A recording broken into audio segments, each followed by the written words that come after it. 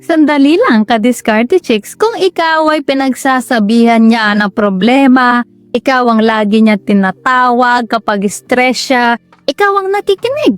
Nagko-comfort, nagluluto, nagdadala ng food sa work, pero wala pa ring linaw kung gusto ka ba niya.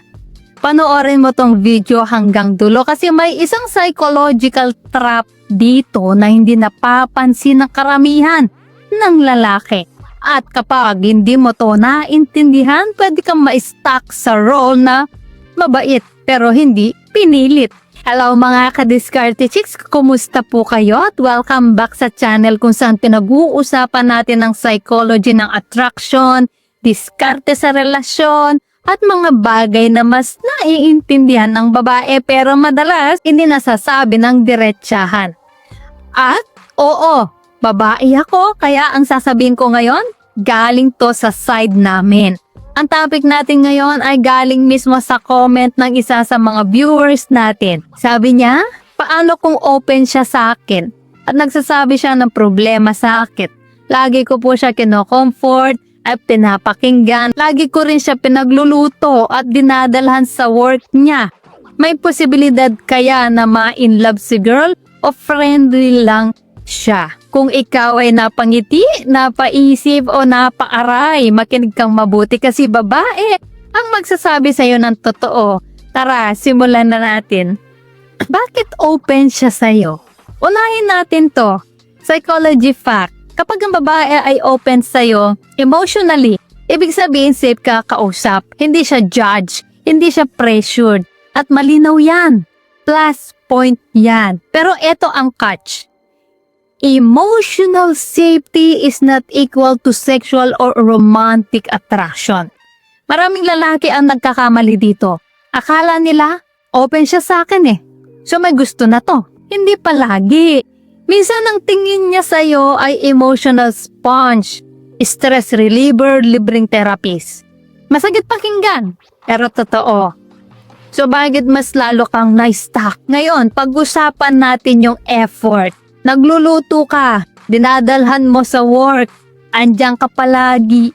Ang tanong, humihingi ba siya? O kusa mong ginagawa? Psychology rule, what is given too easily is really valued romantically. Kapag lagi kang available, wala kang boundaries. Binibigay mo ang boyfriend treatment kahit wala pa kayo. Unti-unti kang na ilalagay sa safe but not exciting box. At doon nagsisimula ang delikadong linya. Masarap ka sa pakiramdam, pero hindi ka hinahanap kapag wala ka.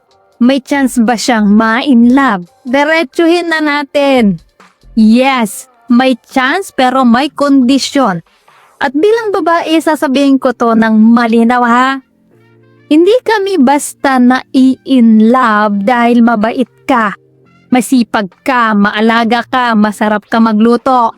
Appreciated yan, pero hindi yan ang nagtitrigger ng attraction.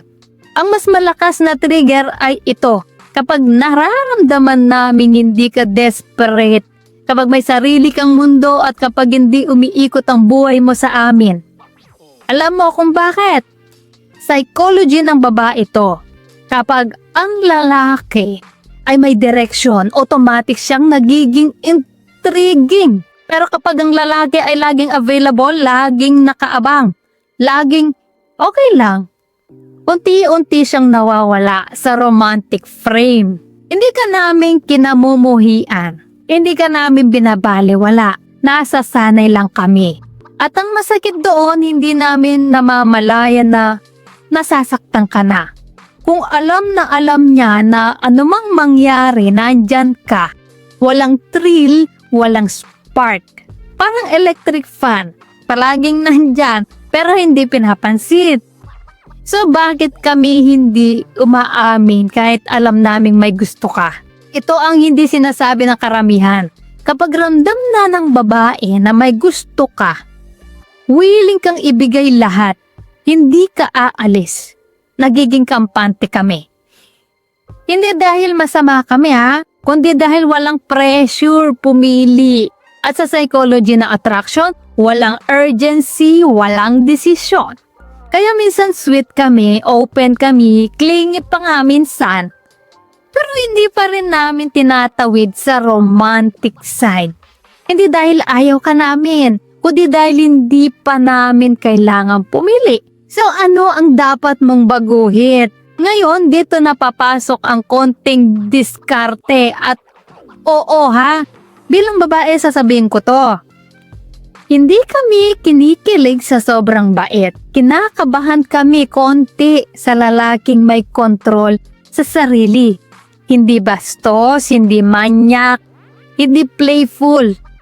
Masculinity. May kakilala akong lalaki. Always available. Laging tagahatid, laging taga-comfort. Mabait, malinis ang intensyon, pero alam mo anong sinabi ng babae? Ang sarap niyang kausap. Pero parang wala akong nararamdamang kilig. Masakit yon. Hindi dahil kulang siya, kundi dahil wala siyang boundaries. So ano ang ibig sabihin ng konting spice? Sa halip na, okay lang yan. Andito lang ako palagi. Try mo minsan sabihin, bago kita i-comfort, gusto kong malaman kung kumain ka na. Simple, may care, may presence. Or, alam mo, nakakatuwa ka kapag seryoso ka magsalita. Medyo delikado ka, hindi mo siya inihipuan, hindi ka bastos, pero may romantic tension. At sa psychology, tension creates attention. Yan ang madalas ang kulang. So, kailan ka dapat umatras? Ito ang pinaka-mahirap pero pinaka-epektibo.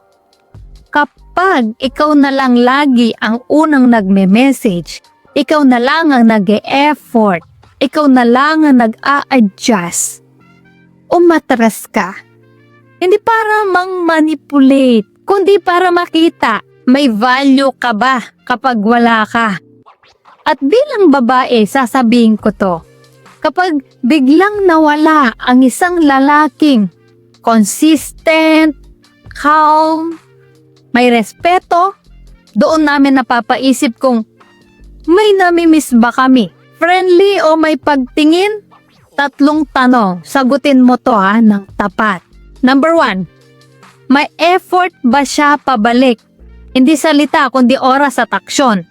So number 2, kapag umatras ka ng konti, hinahanap ka ba niya o tuloy lang ang buhay niya?